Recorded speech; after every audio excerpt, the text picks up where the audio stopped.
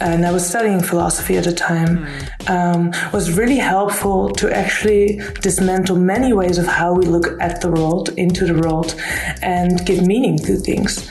So I was, at the one hand, missing philosophy in non-monogamy, and I was missing non-monogamy in philosophy. If you're happy with the same old ways of dating, if you enjoy sucking at communication, and you have no desire to improve your romantic life, then our podcast might not be for you. But if you want some out-of-the-box ideas to deepen your current relationships, broaden your sexual horizons, develop a better understanding of yourself, or learn more about non-monogamy, then you've come to the right place. I'm Jase. I'm Emily. And I'm Dedeker. And this is the Multiamory podcast.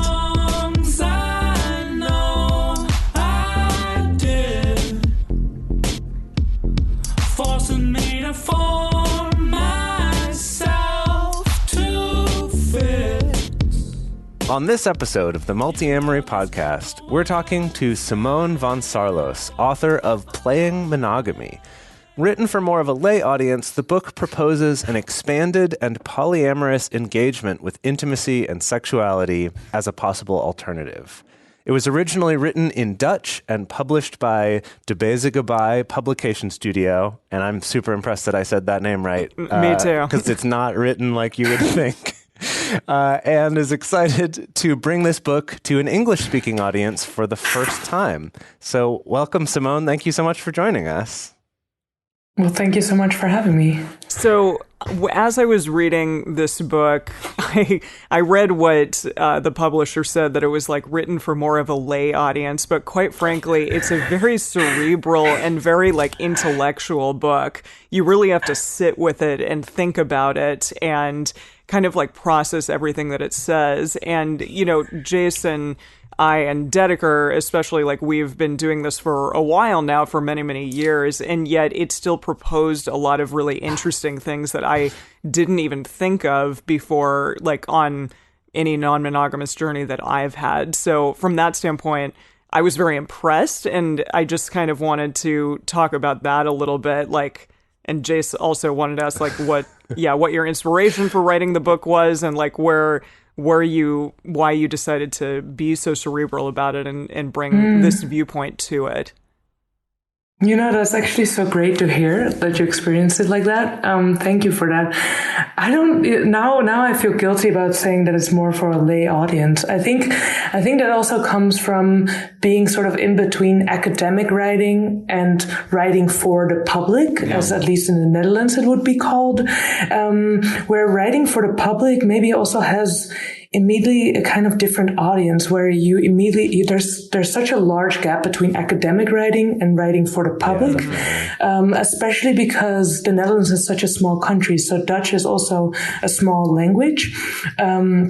So writing academically basically means having no audience at all. Right. And writing for the public means having to reach out for everybody who speaks Dutch, almost. Right. That's at least how I experience it as a writer. And I think that in the US or North America, there's the gap is sort of smaller in a way, because even having an academic audience means that there's quite a large English-speaking audience that can still reach towards this academic language, right? Or has some familiarity of this academic language. I think there's something there, even in, you know, like a cultural difference in terms of audience. But then in terms of, the inspiration for this book, I think obviously it came also from living non-monogamous myself. And I wrote this book in 2015. So I was 25 at the moment. And I did not see any, definitely not Dutch, but also not European-based writing on non-monogamy. So all of the writing came from North America. And I couldn't find any in my own language or just in a European context. But then at the same time, everything I read from the US would always be sort of how to live polyamorous, how to live non-monogamous, and not so much use, at least how I felt, how I came to non-monogamy was not so much through living non-monogamous, because that sort of happened, but that didn't need to have a direct label. It was much more that I felt that non-monogamy, using this lens in philosophy, and I was studying philosophy at the time, was really helpful to actually dismantle many ways of how we look at the world, into the world, and give meaning to things. So I was, at the one hand, missing philosophy in non-monogamy, and I was missing non-monogamy in philosophy. Yeah, wow. Because, of course, when you're studying philosophy, I mean, it's mostly white men that you're reading if you're in, traditional academia. Right. And so much of it is based on this hierarchizing or categorizing, getting to meaning through allowing yourself to say, like, oh, this is very important, or this is the red thread, or this is the important question that we're going to be asking. And I continuously felt like, I do not understand and feel and effectively experience the world through that hierarchy. Right. And so in one way, it was really like pushing non-monogamy into philosophy, but also, for me, philosophy and thinking are like feeling. So it's an embodied experience. So I need this philosophy to be able to practice non-monogamy, because by thinking it through, it also starts existing for me. So it's not just like, how can I act polyamorous? Mm-hmm. Mm-hmm. I can find that online if I want to. Right. And there has been also like great work written on it, right? I don't mean to demean any of the work that has been done. Sure. But without relating it to the way that we come to meaning and the way that we come to how we view the world, I cannot be non-monogamous, because then it just feels like living a set of rules. And also, actually, after, because this was my first book, Playing Monogamy was my first book. And I mean, I've written on a variety of topics after that. And I start to feel now that the translation has came out, which was 4 years after I've written the original version, that actually in all of my work, whether it is about the trial against Geert Wilders, who's a right-wing politician in the Netherlands, who was on trial for inciting hate, or whether it's about memory and commemoration, all of this thinking from a non-monogamous perspective is still there, or actually just develops more and more. Right, it still affects the way that you approach all of it. Yeah.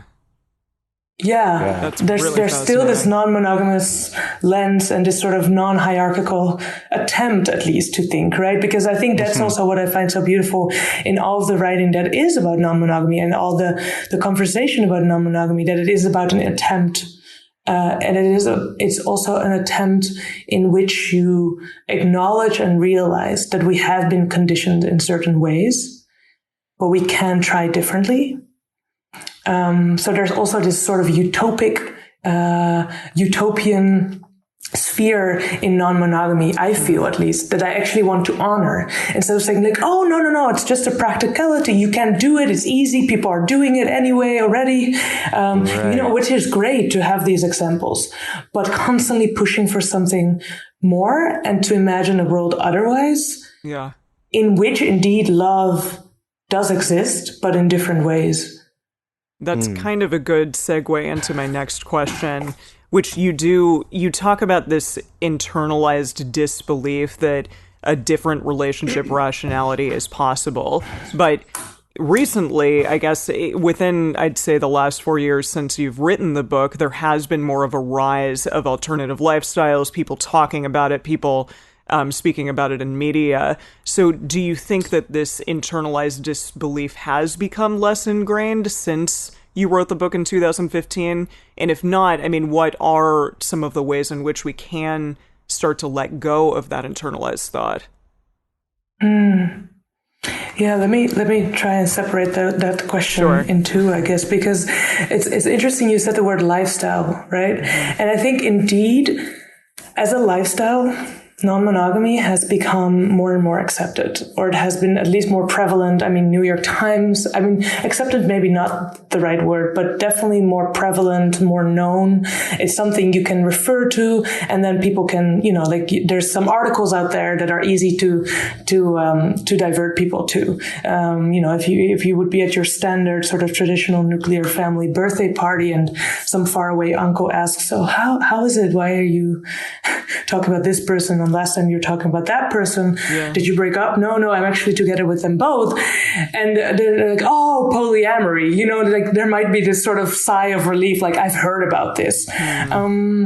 But I would be critical of the idea that indeed then it becomes more accepted, or that non-monogamy as a sort of tool to live this different kind of life actually comes true, because that's why I'm pressing this word lifestyle.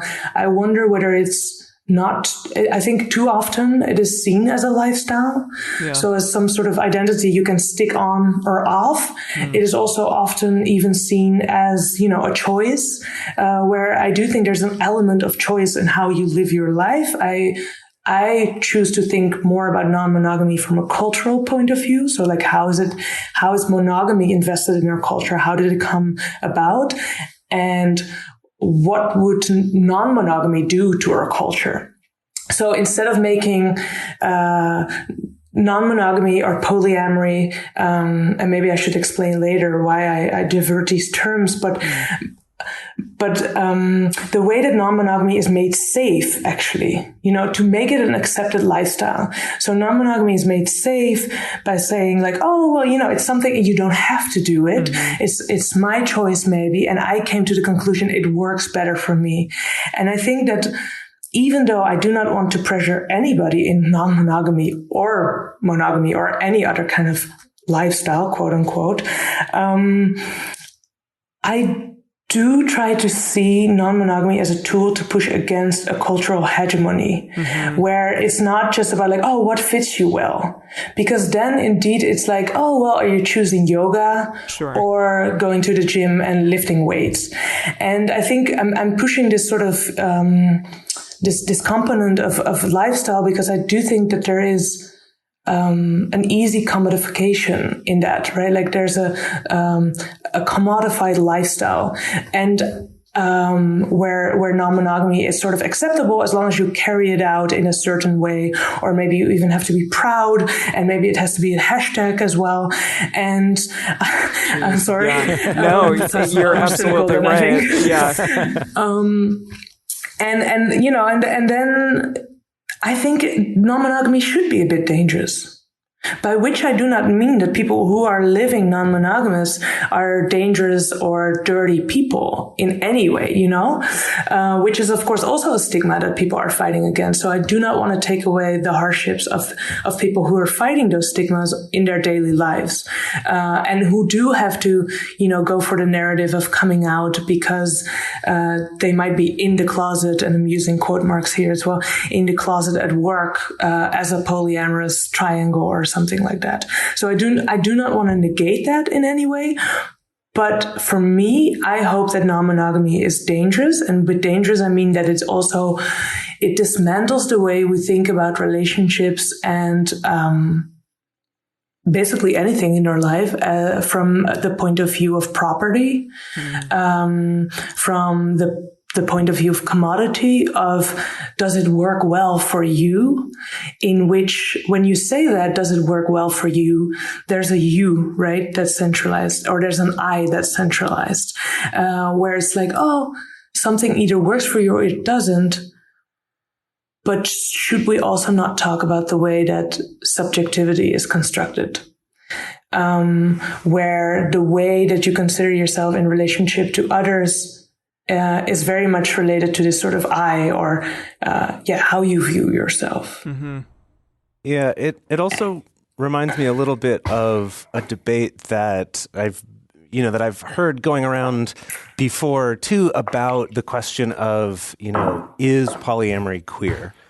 And one of the things that I thought was really interesting in that discussion is that it's sort of, it can be, but it also cannot be. And the definition of queer that was given at that time is that part of queerness is kind of dismantling this status quo, this kind of commodification and things like that, that basically, you know, you could be polyamorous and kind of, like you said, maybe the polyamorous lifestyle in quotes, but in that very New York Times friendly, still very commodified, still very defined and it's prescribed. It's like palatable, right. for people, exactly. And so in that way, you could be polyamorous and not be queer at all, or you could be polyamorous but be queer in the way that you're going about it, in terms of kind of like what it sounds like you're talking about, where it's the whole kind of philosophy behind it of trying to get to the bottom of these kind of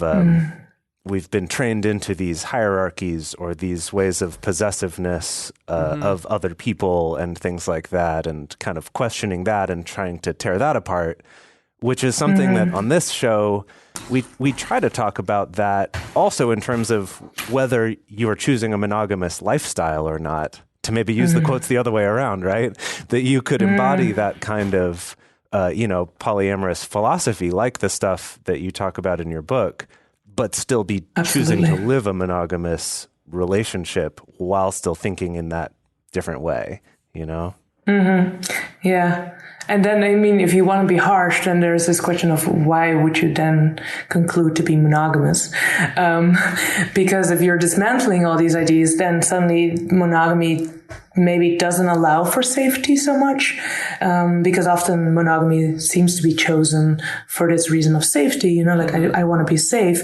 But then also, what does it mean? What does safety mean? I mean, it's an individual question, but it's also a societal question. And I know you talked about this on your show as well, right? Like couple privilege, for example, Right.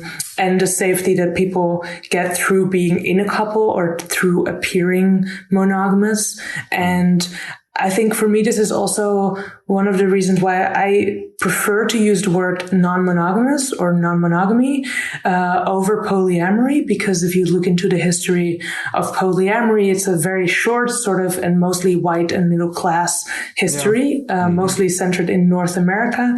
And it kind of excludes many moments and many lives that were lived non-monogamous, but aren't necessarily labeled or categorized as non-monogamous, and definitely not as polyamorous.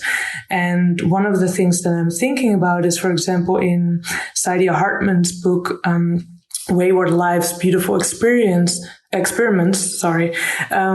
she writes about Black women in North America around the 1900s and these wayward lives, right? So there's women who have queer intimacies, interracial intimacies, intergenerational intimacies, but most of them are non-monogamous intimacies. But instead of being called polyamorous, for example, they are viewed as sex workers, and they're criminalized as sex workers, as Black women. And then you see that this idea of monogamy is very much related to safety, not just on this individual choice level where I feel safer in a monogamous relationship, but also in terms on a societal level, you are literally more safe when you are in a monogamous relationship. Because one way that, and this is of course, written about the 1900s, but one way to be safe back then for Black women was to get married. Right. And so I think, and another thing I'm thinking about, for example, is Gloria Wecker's book, The Politics of Passion, which is maybe also a little less known in the non-monogamous region, but she writes about Afro-Surinamese women. Suriname was a former colony of the Netherlands, so this is a close history to the Netherlands, but where women would live together in what we would consider, I think, non-monogamous constellations, have relationship with each other, have relationships also with men, which I guess we would call bi, right? But then having a very different language for this and never saying, for example, I am lesbian, but saying I do the mati work. So doing also instead of being. And this doing is related, for example, to the spiritual religion of Vinti, which is the name for wind, where you would think that a certain spirit comes to visit you at a certain time, and that spirit might like to lie down with women. Mm-hmm. So that would make you desire at that moment women, but the spirit can also go. So having a lot less of this sort of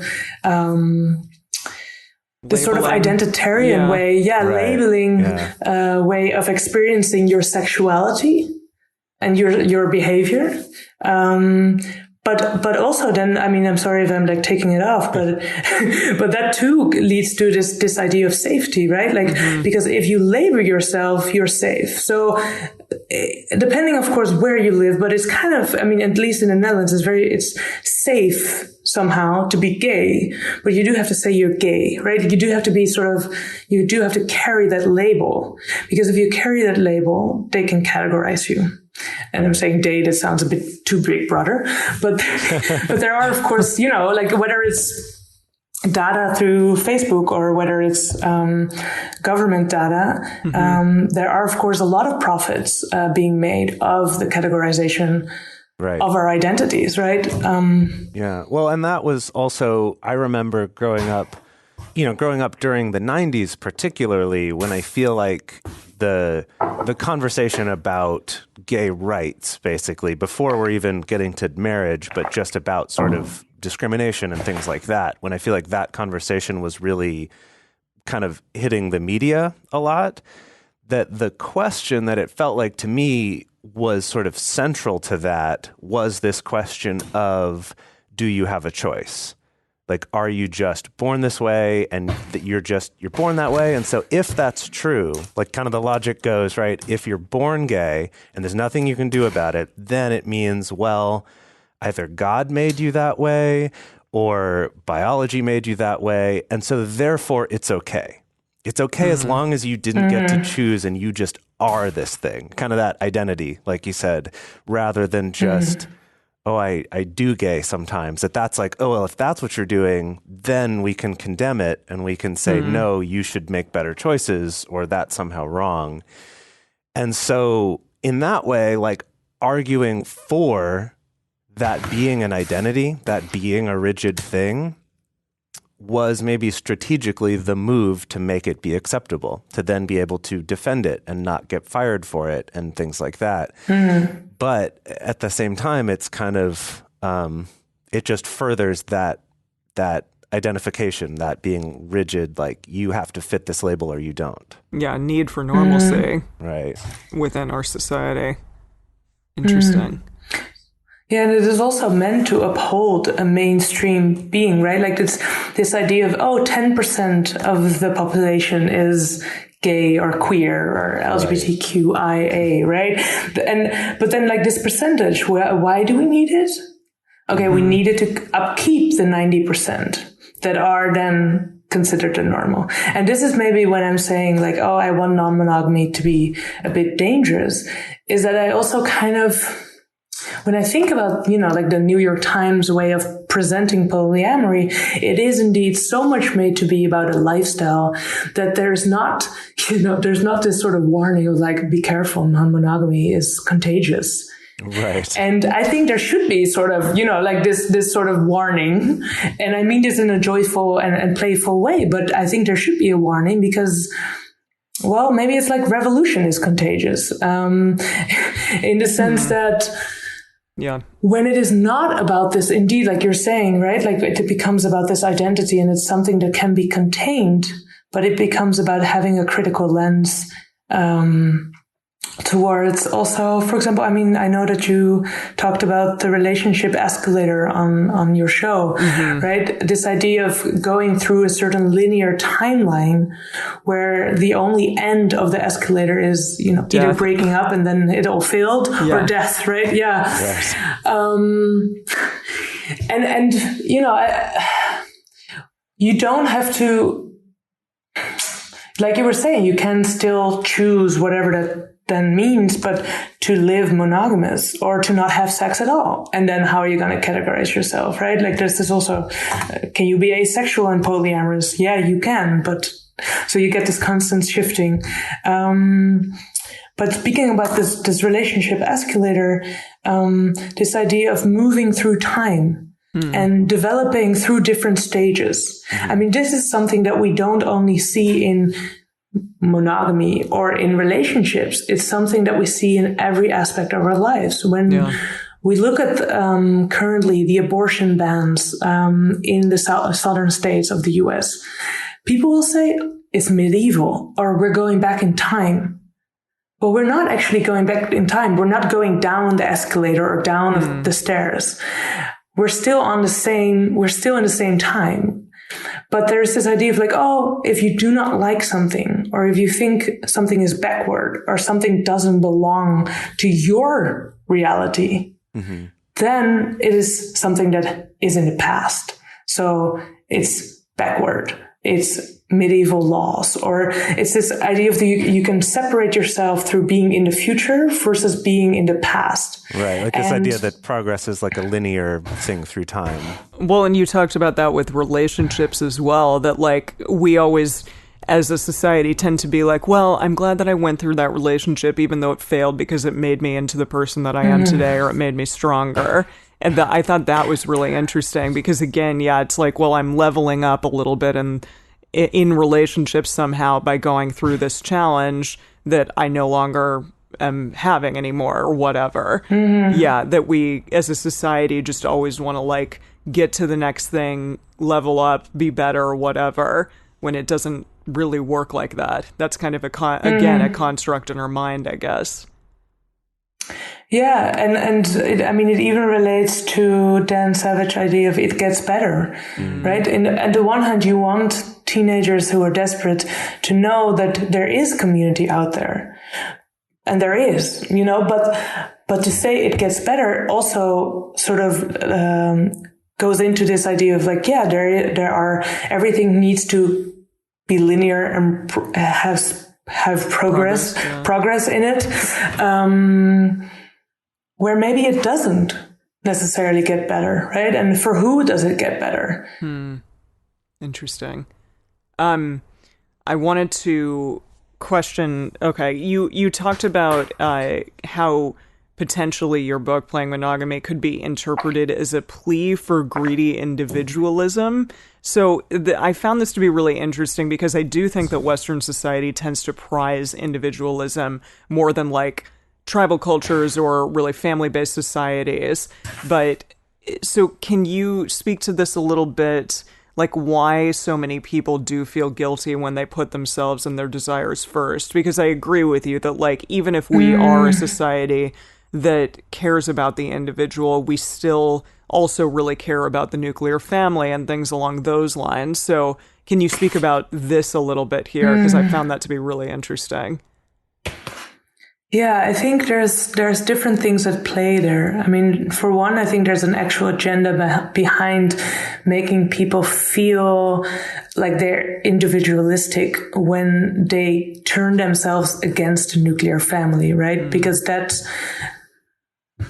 that we need to be told in order to keep up the idea of the nuclear family being a sort of natural responsibility, something that helps us go outside of individualism.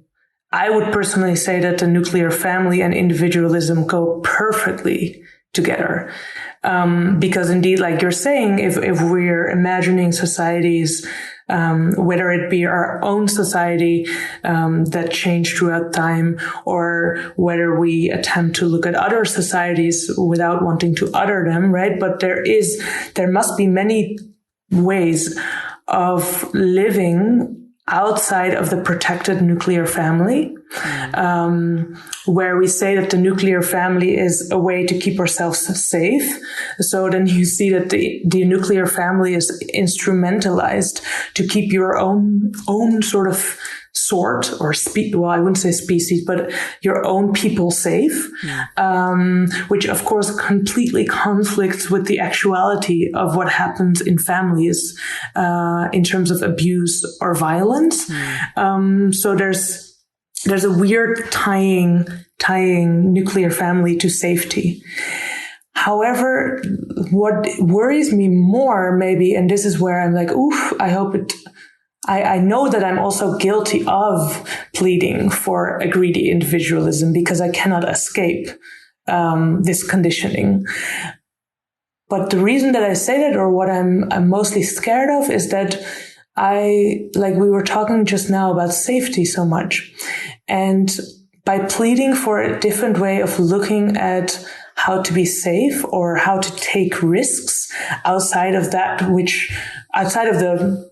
the usual patterns, it easily can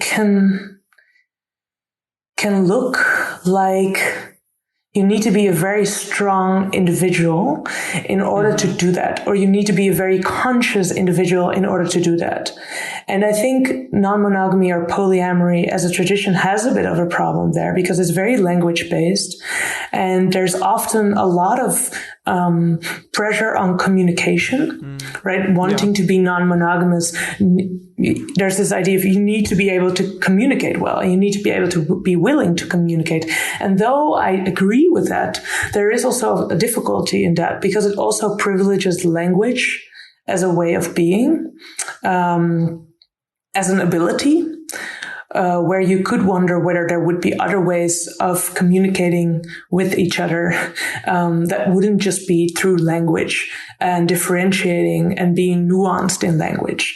So I think that's one danger there. And yeah, I also think that I'm very wary of it because it is easier to plead or to argue for stepping outside of safety when you are, in my case, privileged in many different ways, and where unsafety is not the basis of my existence. To give the easiest example, I've never experienced poverty. So me pleading for a certain level of unsafety might not be the right way. However, saying that the way that we are taught safety can be reached might be a better way, because by saying that, you might also attach yourself to ways of being that are in itself already precarious because of the inequalities in our society. What do I mean by that? It's just, I think it's very difficult from my standpoint. Also, somebody who lives in the Netherlands, has healthcare, for example, and say, "Oh, unsafety." Right.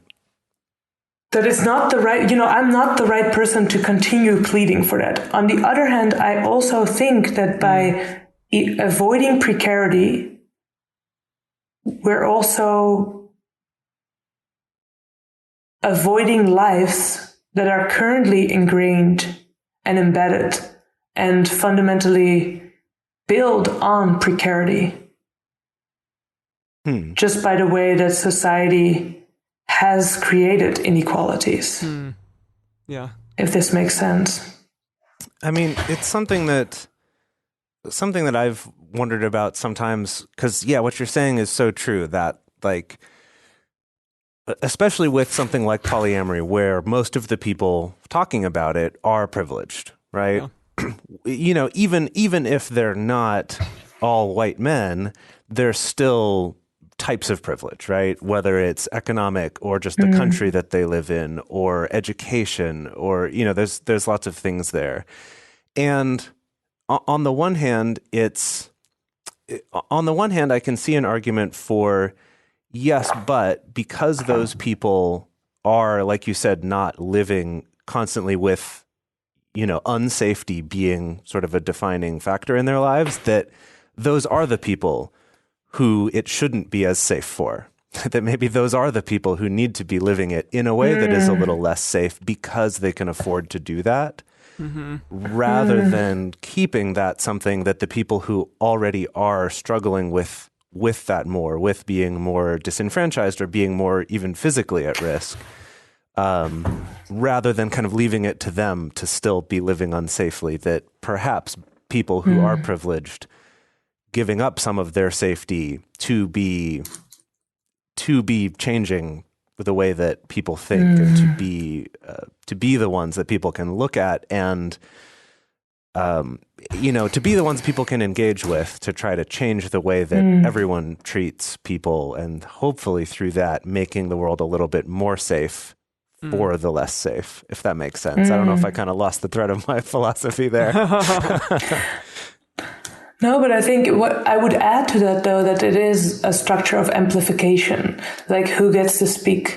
Because returning to this idea of, polyamory versus non-monogamy, and choosing, in this case, non-monogamy, because the term opens up towards histories and current lives that are otherwise not seen as polyamorous. And I think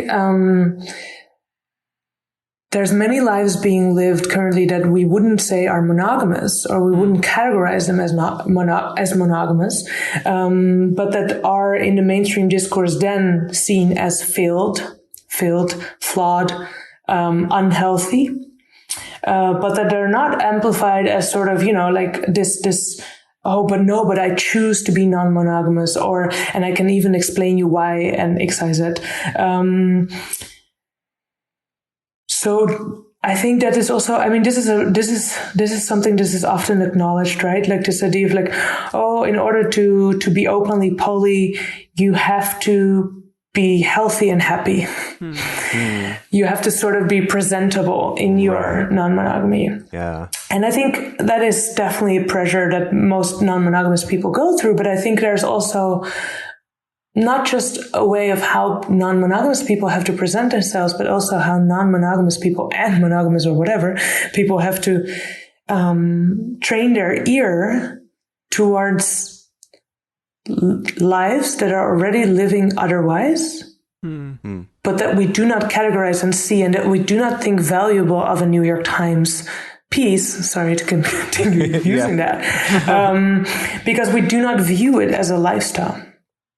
Because it doesn't start from indeed this sort of 100% privilege and then diverting. No, it's diverting without ever having adapted to the sort of societal norm of what a healthy lifestyle is.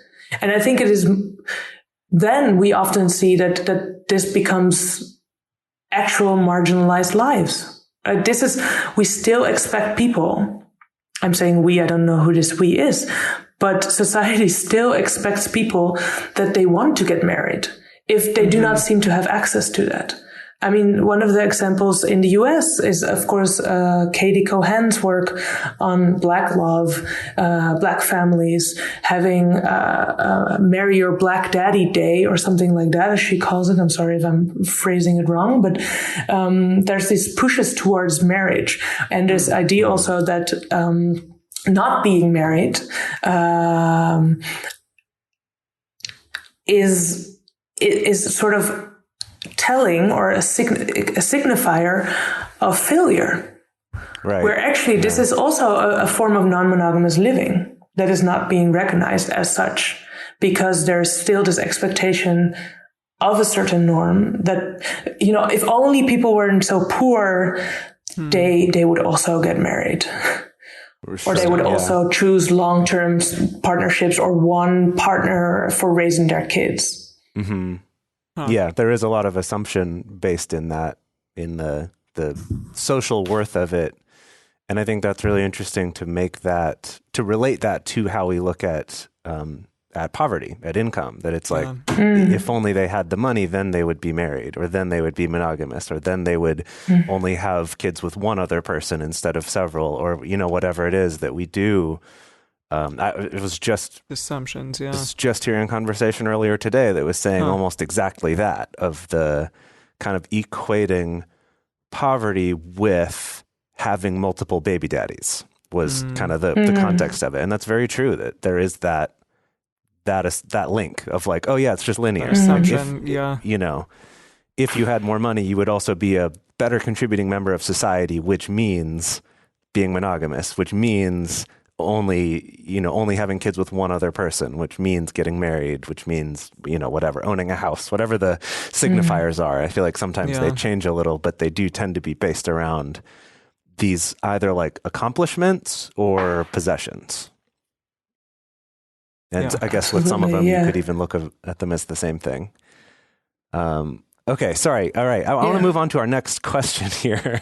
There's so much to say and to theorize on. Yeah, it's amazing. We keep getting distracted with philosophy. That's fine, though. It's great. Okay, so... Yeah.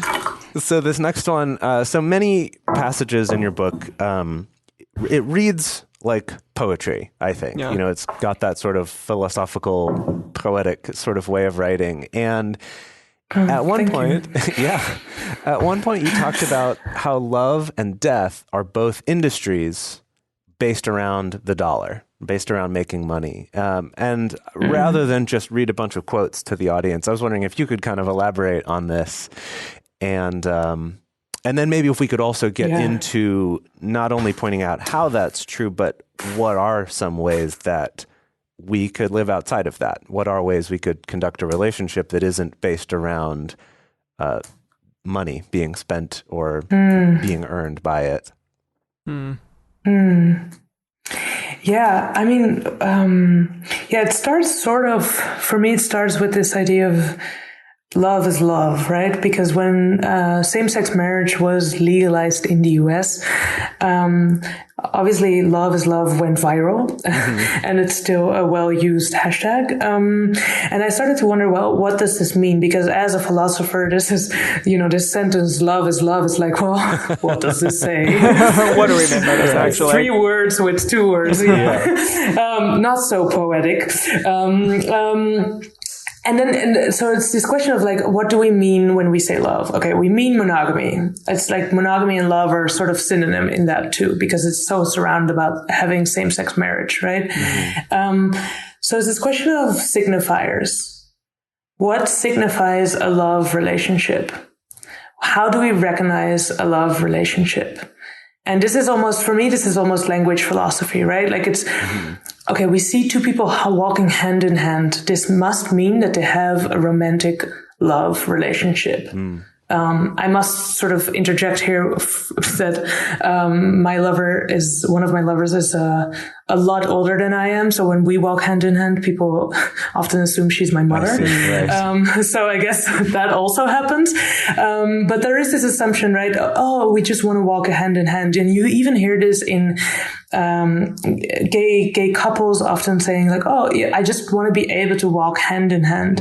Now, I do not want to negate anybody's freedom or anybody's choice, wish, desire to walk hand in hand. This should, of course, never be responded to with violence, but to claim this as the sort of ultimate freedom and to say like, this is what I want because I love somebody and thus I want to walk hand in hand, kind of takes away that actually walking hand in hand is also a signifier. So it's also something that was constructed as meaningful and as a form and a gesture of love. There's not any natural sort of, there's not a natural cause for wanting to walk hand in hand as a sort of expression of love. There could be many, many other ways. So when you talked about death, I mean, one of the things that I see so significant, or one image that I find so significant, is, for example, when I was living in New York, and there's the site in Brooklyn, Dumbo, where you can see the water side, you can sit at the water side, and you can see the skyline of New York, right, of Manhattan. And people get their picture taken. And it's this moment where if you sit there for a while, you will see many different couples. But even though there are many different couples, they're all couples. So they're always one and one. They're often straight, but not always. And when the woman is pregnant, there's these 4 hands on the belly, right? Like, so there's this whole choreography of what this picture looks like.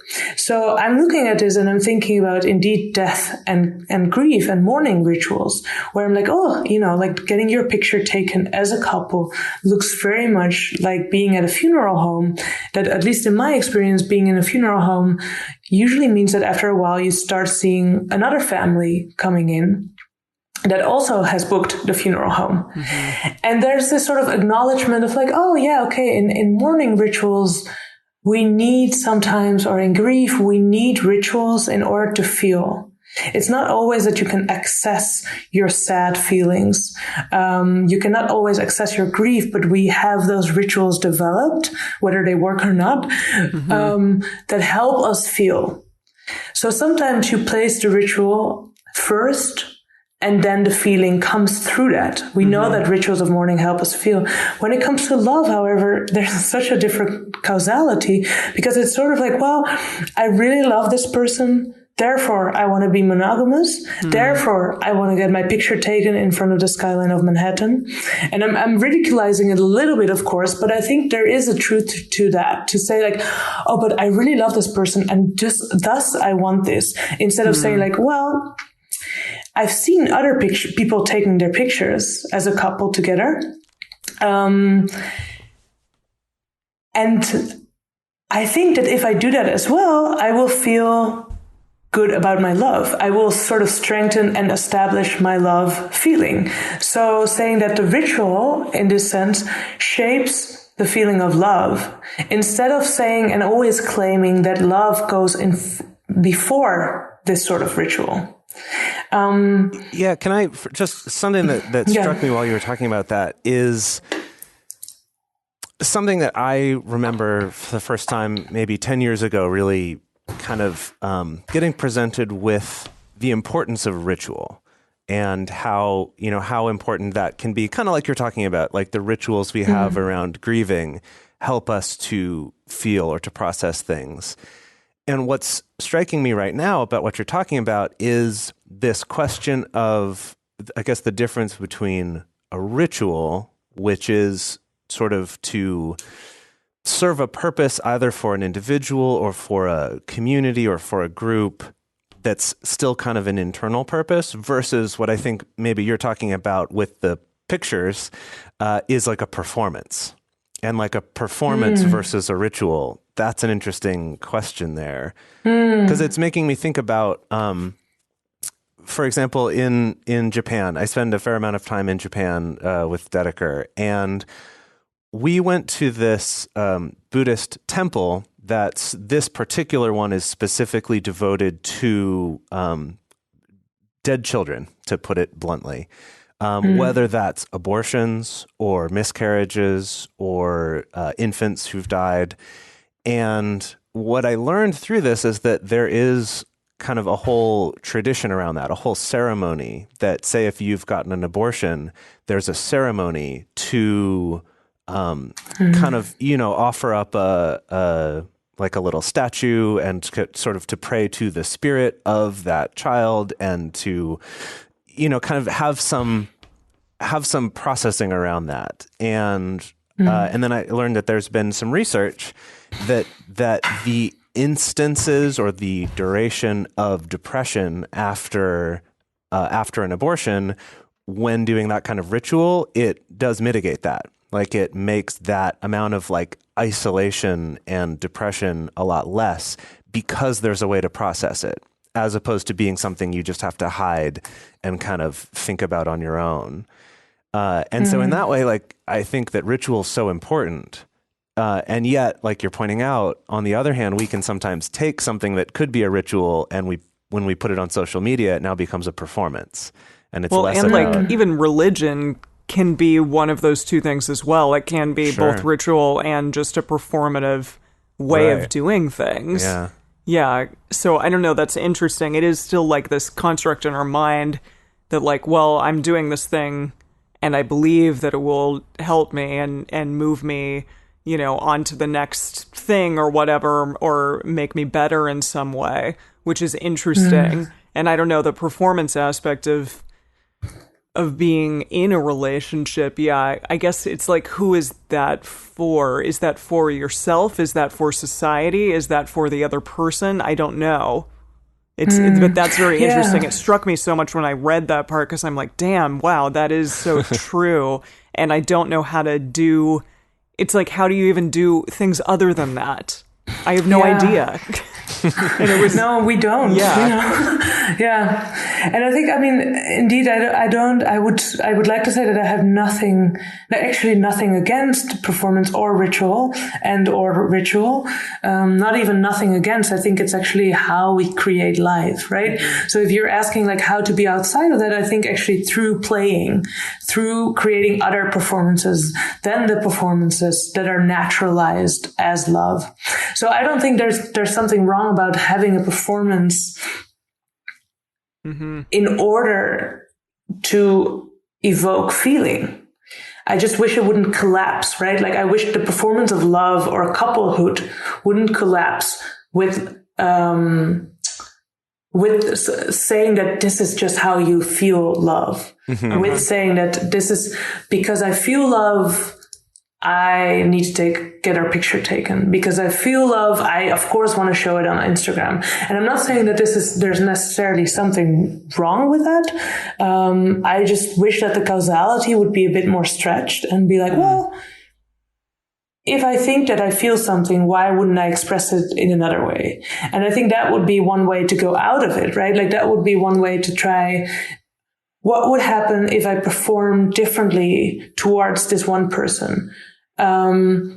Or two people or four. But if you just imagine a dating session, a dating night, right? Like I'm just making this up right now, but where you're sort of, there's this expectation of going through a certain set of questions, or at one point showing somebody that you like somebody, but then or not. But then what if you would allow yourself to have the same sort of feeling? What if you had already felt that you kind of like this person, or you would kind of like to continue this night, but you would perform completely different than you would be expected to? Could you still feel that you like that person, or would you feel completely otherwise? Like which is the cause and which is the effect, kind of? Exactly. God. I mean, we do talk about like being really mindful about our relationships and choosing, what does work best for us, I guess, and speaking about those things. But it is so interesting to see, like, even down to the like minutia of it all, down to like I'm performing essentially the same type of thing on a date. We talk, we have a drink, we have a little, flirtation, get more into the intense conversation. Then are we going to get a kiss at night? Are we going to call each other again? Like it does follow this linear kind of fashion of what, basically what our lives look like down to the smallest detail. That's so interesting. And that is something that I don't think it sounds like to me you are asking just people to disrupt that in a way, or to at least think about it, to at least go, question like, why am I doing this? If I did it in a different way, can it be just as meaningful and just as profound? Yeah, and I think indeed, I mean, maybe this goes back again to this idea of safety, right? Like, what if it doesn't need to feel good? And I don't mean, this is a very difficult question, because you immediately, it's like, oh, are you saying you shouldn't have consent or something? I don't mean that, but I mean that in terms of our bodies, it's not just our thought, it's our bodies, which is our thought, which, and vice versa, are conditioned to feel good at certain moment, not just because we feel good, but because we feel we're not disrupting something that is, a body muscle almost. So it's not just like, you probably are able to think outside of this fashion of saying like, oh, we're slip a kiss, maybe call. You can think yourself outside of that, but how does it feel to act outside of that? And to not say that if I act outside of that, this is immediately my identity. But to say, if I act outside of that because we have consensually sort of come to a disagreement of like, let's play together. Instead, in this sort of like, let's try something. Let's try a different performance. Let's try a different ritual. And that's something that when you talked about this ritual that you witnessed, this ceremony, I was completely with you till you said, that research showed that it helps people in their healing. Because I was like, well, what if we can trust ourselves enough that we do not need research in order to understand the need for ceremony, for ritual, for play, for performance, that we do not need to have this sort of rationalized or legible making research that says that our feelings exist in a certain way, right? So I think that is the risk. That is the largest risk. It's sort of like how to live without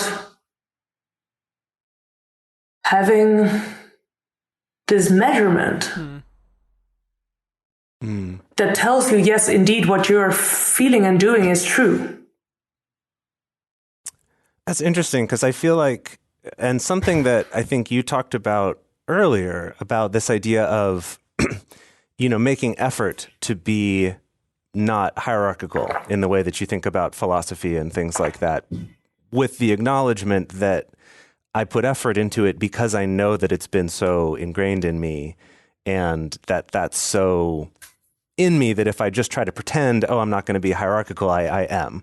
And that kind of having that awareness of, to use a metaphor, like the awareness of the water that you're swimming in allows you to then take actions to get to a place that is more, more neutral or more unaffected, ironically, by affecting yourself, by intentionally steering yourself away from it. And so I feel like, for my experience at least, the importance of research and things like that, rather than just, quote, trusting ourselves, is that sometimes we're not the best at perceiving ourselves.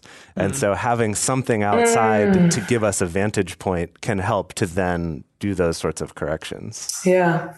So yeah, that's great. Yeah, I like that. Yeah. Interesting. Definitely. Yeah. Well, we're starting to come up a little bit on time.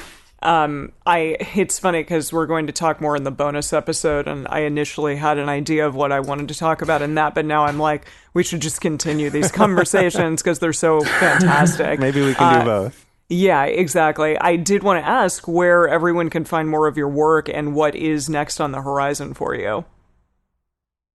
Ooh. Yeah. If we can even find it in English. Yeah. No, that's one of the things. So, I mean, funnily enough, talking about ceremony, my last book just came out a few weeks ago, the Dutch one, on memory and commemoration. And it's talking about the way that memory can weigh us down, even out of action. So like how to take action, maybe through forgetting. But then it also goes into, you can say forgetting, but that totally depends on whether your history is documented or not. So I talk about white remembering, talk about white erasure, and then I go into embodied and daily commemoration. So then we get the body in again, right? Like this of what are the practices we could think of that would help us commemorate. So you mentioned ceremonies. That is one way. There's so many different ways of embodied commemoration, but it would be less about having sort of monuments, having written history, all of these kind of things. But this is all in Dutch. So for our Dutch-speaking audience, they can check that out. But what can our English-speaking listeners find for you?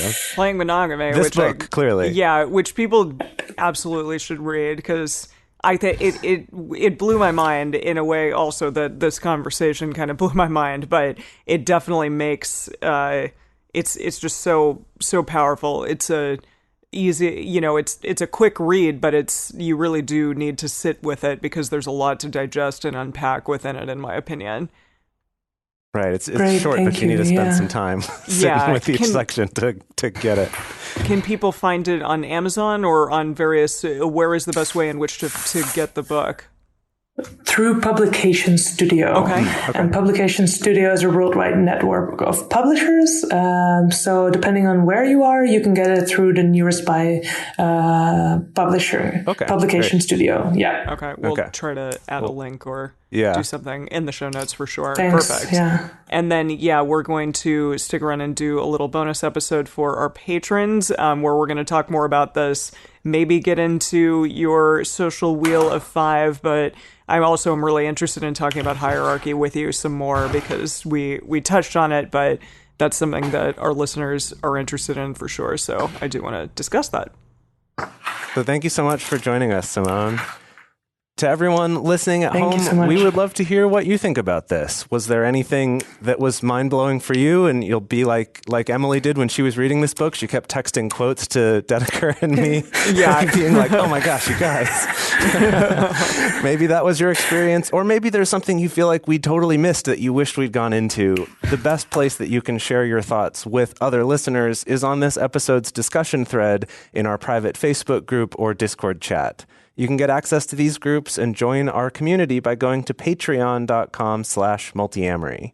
In addition, you can share with us publicly on Twitter, Facebook, or Instagram.